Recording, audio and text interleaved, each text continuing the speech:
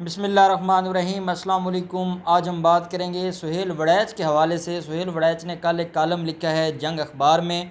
اور اس کالم کے اندر جتنے بڑے جھوٹ بولے گئے ہیں اور ان کو بے نقاب کرنا بہت ضروری ہے۔ لمحہ فکریہ یہ ہے کہ یہ سارے کے سارے جو اینکرز ہیں یہ پہلے مین سٹریم میڈیا کے اوپر بیٹھ کر جھوٹ بولتے تھے، افواہیں گھڑتے تھے اور اس طرح کا ماحول کریٹ کرتے تھے، اس طرح کی بلیک میلنگ کرتے تھے کہ جو ہمارا نوجوان ہے، جو پاکستان کا نوجوان ہے، وہ ان سے بالکل مایوس ہو چکا تھا اور اس نے رخ کیا تھا یوٹیوب کا۔ یوٹیوب کے اوپر لوگ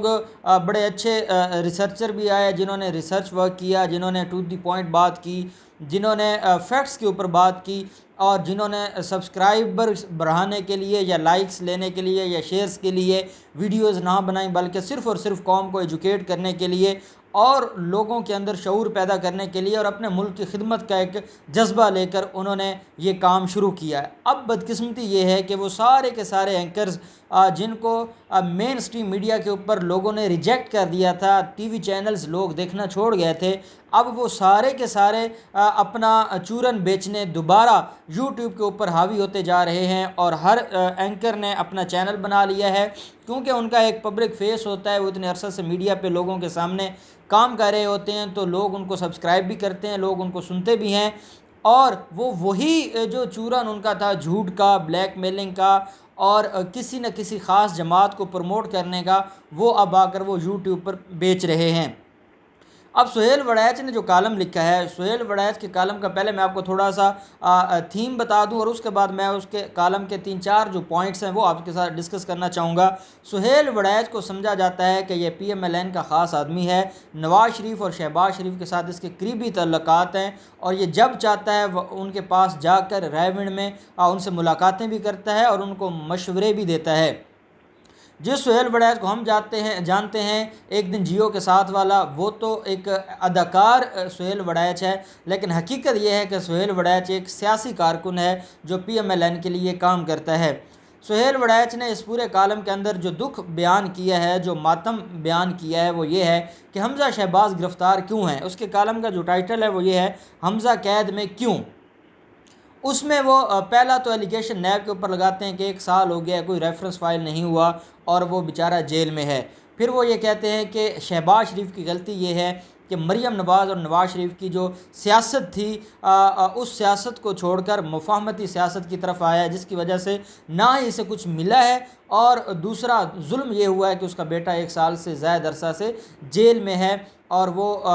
سلاخوں کے پیچھے ہے۔ اور ساتھ ان کا یہ کہنا ہے کہ پی ایم ایل این بھی بھول چکی ہے حمزہ شہباز کو۔ پی ایم ایل این نے حمزہ شہباز کے بارے میں نہ کوئی پریس کانفرنس کی ہے، نہ وہ کوئی اس کا نام لینا ایسے لگتا ہے کہ جیسے پی ایم ایل این سے کبھی اس کا کوئی تعلق تھا ہی نہیں۔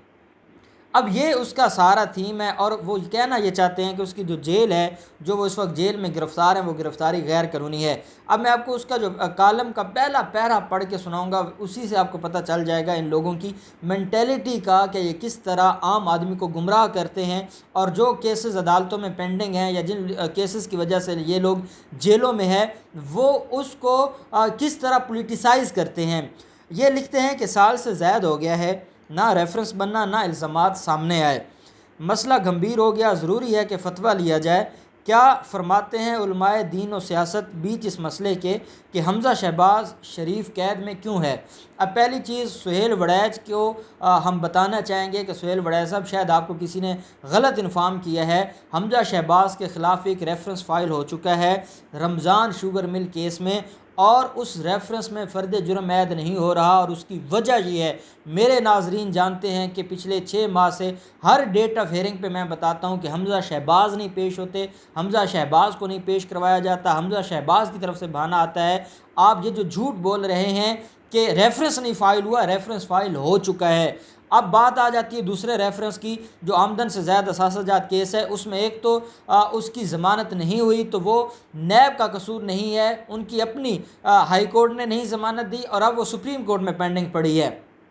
اور دوسری اہم بات یہ ہے کہ آمدن سے زائد اثاثہ جات کیس میں بھی ریفرنس فائل ہو چکا ہوتا، اگر شہباز شریف کو جس طرح طلب کیا جاتا رہا ہے شہباز شریف وہاں جا کر پیش ہوتا، شہباز شریف کیونکہ پیش نہیں ہو رہا تھا اور لیتو لال سے کام لے رہا تھا، جس کی وجہ سے وہ ریفرنس پینڈنگ ہوتا جا رہا ہے۔ اب 2 جون کو شہباز شریف نے پیش ہونا ہے نیب کے سامنے، اور نیب کا وہ ریفرنس بھی اختتامی مراحل میں ہے، اور میں سمجھتا ہوں کہ 1 سال کے اندر اندر یہ دوسرا ریفرنس فائل ہو جائے گا، اور آپ کا یہ جو جھوٹ ہے جو آپ قوم کو عام قاری جو پڑھے گا وہ تو یہی سمجھے گا کہ ریفرنس ہی فائل نہیں ہوا اور وہ بیچارہ جیل میں ہے اور اس کے خلاف کوئی الزام سامنے ہی نہیں آیا۔ آپ جو اس کی آمدن سے زائد اثاثہ جات کیس میں ضمانت خارج ہوئی تھی لاہور ہائی کورٹ سے جسٹس مظاہر علی اکبر نقوی کا، وہ ججمنٹ پڑھ لیں، آپ کو ساری کی ساری سمجھ آ جائے گی کہ اس کے خلاف ایلیگیشن کیا ہے اور کتنا ثابت ہو چکا ہے، اور آپ قوم کو گمراہ کر رہے ہیں اور کہتے ہیں کہ اس کے خلاف کوئی ریفرنس فائل نہیں ہوا، اس کے خلاف کوئی الزام نہیں ہے۔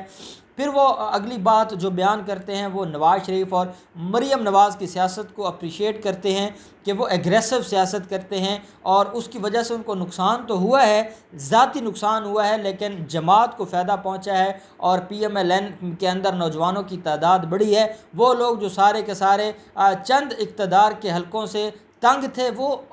نواز شریف کو اپنا مسیح سمجھنے لگ گئے، اور نواز شریف کو وہ یہ سمجھنے لگ گئے کہ اب اگر کوئی ہمیں اس ڈوبتی کشتی کو کوئی بچا سکتا ہے یا سہارا دے سکتا ہے تو وہ نواز شریف ہے۔ تو مریم نواز اور نواز شریف کی سیاست کو اپریشیٹ کرتے رہے۔ پھر وہ یہ کہتے ہیں سعد رفیق گئے ضمانت ہو گئی، سلمان رفیق گئے ضمانت ہو گئی،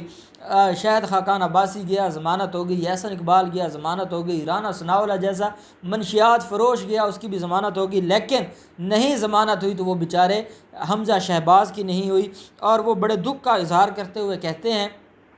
کہ حمزہ شہباز 45 ایئر اس کی ایج ہے، اور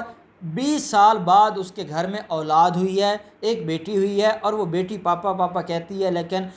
باپ اپنی بیٹی کے ساتھ نہیں مل سکتا، اور باپ مجبور ہے کہ وہ اپنی بیٹی کو اپنے پاس نہیں بلا سکتا، اپنی بیٹی کو پیار نہیں کر سکتا۔ یہ بہت بڑے دکھ کی بات بیان کی ہے سہیل وڑیچ نے کہ یہ جتنے جیلوں میں پڑے ہیں، میں نے آپ کو پچھلے دنوں بتایا تھا بکر کا ایک قیدی ہے، اس کی معصوم بیٹی، اس کی ڈیتھ ہو گئی، وہ باپ کو ملنا چاہتی تھی، باپ کو نہ مل سکی زندگی میں۔ یہ سیاسی جو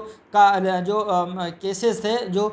سیاسی کارکنان تھے ان کے خلاف کیسز تھے، ان میں سے ایک کی بچی کی ڈیتھ ہو جاتی ہے، 12 سالہ یہ بچی تھی، وہ پہلے مرنے سے پہلے باپ کو پکارتی رہی، کسی نے باپ سے نہ ملنے دیا۔ جب اس کی ڈیتھ ہوئی، اس کی آخری خواہش تھی کہ میرا باپ میرا چہرہ آ کر دیکھے۔ پے رول پر آپ کے نظام نے حمزہ شہباز اور شہباز شریف نے 30 سال جس نظام کو پروٹیکٹ کیا ہے اور جس نظام کو مضبوط کرنے کے لیے اپنی ساری قوت اور توانائی لگائی ہے، اور جو نظام انہوں نے بنایا ہے، اس نظام نے اس غریب آدمی کو 2 گھنٹے کے لیے پے رول پر رہائی نہیں دی، اور آپ رونا روتے ہیں کہ 20 سال کے بعد بیٹی ہوئی ہے اور 1 سال ہو گیا باپ اس سے مل نہیں رہا۔ خدا کا خوف کریں، جو لوگ جیلوں میں پڑے ہیں آپ دیکھ لیں، وہاں مائیں پڑی ہیں جن کو اپنے بچوں سے نہیں ملنے دیا جاتا۔ یہ نظام کس نے بنایا تھا؟ اسی شہباز شریف اور نواز شریف نے بنایا تھا، جس کی آپ جھوٹی وکالت کر رہے ہیں، اور آپ کو ان کا بہت خیال ہے، کسی غریب کا خیال نہیں ہے کہ غریب کے بچے مر جاتے ہیں لیکن ان کو کوئی ملنے نہیں دیتا۔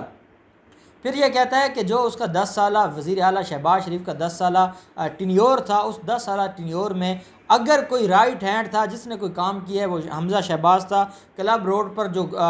وزیر اعلیٰ سیکریٹریٹ تھا، اس میں گراؤنڈ فلور پر بڑا فرنش آفس تھا حمزہ شہباز کا۔ حمزہ شہباز وہاں بیٹھ کر پورے پنجاب کو ہیڈ کرتا تھا، پورے پنجاب کو ڈیل کرتا تھا، لیکن مزے کی بات یہ ہے کہ حمزہ شہباز کا نہ تو کسی ڈاکومنٹ کے اوپر کوئی سائن ہے، حمزہ شہباز کے خلاف کوئی ثبوت ہی نہیں ہے۔ اب ایک بات وہ خود مان رہے ہیں کہ 10 سال شہباز شریف کی حکومت چلانے والا پریکٹیکلی حمزہ شہباز تھا۔ پھر یہ کہتے ہیں کہ جب اس کے خلاف اس نے کسی ڈاکومنٹ پہ سائن ہی نہیں کیا، کہنے کا مطلب یہ ہے کہ اگر کوئی ملزم اتنا چالاک ہو اور وہ چالاکی سے اپنی جان بچا جائے، جیسے مفخر عدیل کی بات کرتے ہیں کہ مفخر عدیل نے ملزم کی جو مقتول ہے اس کی باڈی جلا دی، باڈی ضائع کر دی، وہ چلاک ہے، تو کیا ہم اس کو اپریشیٹ کریں گے کہ بڑی بات ہے، ملزم تو بڑا سیانہ تھا، اس نے اس کی باڈی جلا دی، اب اس کے پاس پروسیکیوشن کے پاس کوئی ثبوت ہی نہیں ہے۔ تو یہ اتنا بڑا ظلم ہے ان لوگوں کا کہ کس طرح ان کے غیر قانونی کاموں کو بھی اپریشیٹ کرتے ہیں۔ پھر اگلا رونا یہ روتے ہیں کہ پہلے بڑی گہما گہمی ہوتی تھی جب حمزہ شہباز کو جیل سے لایا جاتا تھا عدالت میں، تو کچھ نہ کچھ کارکنان ہوتے تھے وہ نعرہ بازی کرتے تھے، حمزہ شہباز کو سیٹسفیکشن ہوتی تھی۔ اب یہ حالت ہے کہ حمزہ شہباز جیل سے جب آتے ہیں تو ان کو کوئی ہاتھ ہلانے والا نہیں ہوتا، ان کو کوئی پوچھنے والا نہیں ہوتا، اور دکھ کی بات یہ ہے کہ کارکنان اب گھروں میں بیٹھ کر ویڈیوز بنا کر وہ سوشل میڈیا پر شیئر کر رہے ہوتے ہیں اور پبلک کو یہ بتا رہے ہوتے ہیں کہ وہ جیل میں کھڑے ہو کر حمزہ شہباز کے نعرے لگا رہے ہیں۔ حقیقت یہ ہوتی ہے کہ وہ گھروں میں بیٹھے ہوتے ہیں، یہ اتنے جھوٹے لوگ ہیں۔ اور اس دکھ کا بیان کر رہا ہے سہیل وڑیچ، وہ کہتا ہے کہ پی ایم ایل این نے چھوڑ دیا ہے حمزہ شہباز کو، پی ایم ایل این بالکل کچھ بھی نہیں کر رہی حمزہ شہباز کے لیے، حمزہ شہباز بہت زیادہ دکھی ہے، وہ پریشان ہے اور اس کا کوئی پرسان حال نہیں ہے۔ اس کے باپ نے غلط پالیسیوں کی وجہ سے اس کو نقصان پہنچایا ہے، اس کی پارٹی نے نقصان پہنچایا ہے، اور جو اس کا تایا اور اس کی جو کزن مریم نواز، انہوں نے بھی آواز اٹھانا چھوڑ دی ہے، اور حمزہ شہباز بہت مظلوم ہے، اور اگر اس کو اسی طرح جیل میں رکھا گیا تو یہ بہت بڑی زیادتی ہوگی سیاسی کارکنان کے ساتھ، اس لیے اس کو ہر حال میں رہا کیا جائے۔ یہ معصوم سا اس کی خواہش ہے سہیل وڑیچ کی۔ یہ وظیفہ خور صحافی ہیں، ان بیچاروں کو